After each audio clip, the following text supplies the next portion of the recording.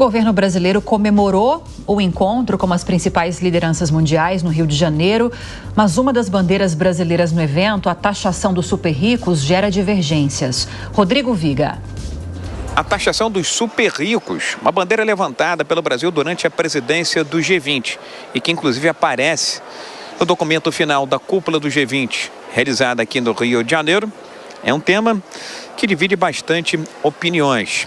Cálculos feitos por representantes do governo brasileiro dão conta que se essa taxação fosse de 2%, poderia render 250 bilhões de dólares anuais para investimentos no combate à fome, à miséria e sustentabilidade do planeta.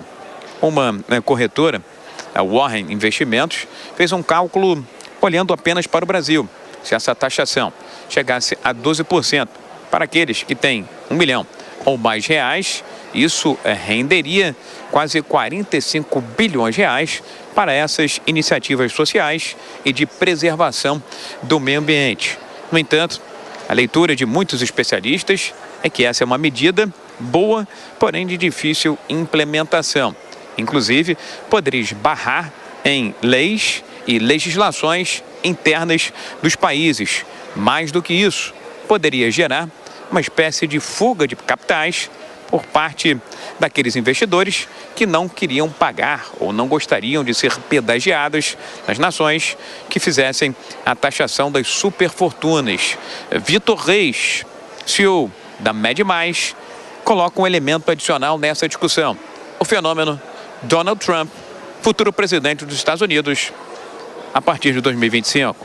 A visão do G20 de taxar os super ricos não deve caminhar, principalmente porque em 2025 assume Donald Trump, que tem uma visão liberal de gerar riqueza e não de retirar riqueza de quem já tem. Além disso, toda essa riqueza arrecadada para combater a pobreza seria utilizada de modo ineficaz porque estaria sob responsabilidade de governos que muitas vezes não possuem propriedade de gestão para trazer os resultados requeridos.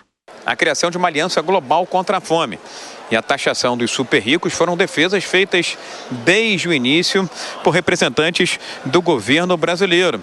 A Aliança Global contra a Fome nasceu após a cúpula do G20 e a taxação dos super ricos foi citada na declaração final das 20 maiores economias do planeta aqui no Rio de Janeiro.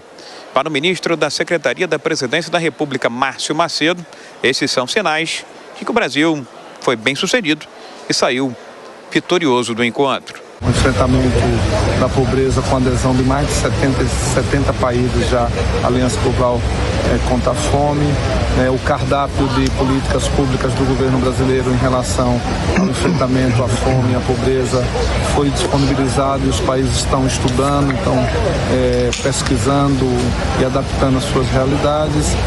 A taxação dos super ricos, que vai nessa direção, também saiu no documento, tanto para financiar o combate à pobreza, quanto para financiar os programas de enfrentamento às mudanças climáticas. A nova governança global, na contundência que o nosso documento de G20 Social colocou, está presente também, que é a necessidade de uma reforma. Foi além da ONU, discutiu reforma na FMI, na OMC, então foi muito positivo esse processo. A expectativa é que no âmbito da Aliança Global contra a Fome, empresas públicas e privadas, organismos multilaterais, instituições, ONGs e países possam contribuir com recursos para combater fome, miséria e desigualdade social. Cálculos da ONU apontam que atualmente mais de 730 milhões de pessoas em todo o mundo vivem na chamada insegurança alimentar e mais de 300 milhões em situação de rua. Do Rio, Rodrigo Viga.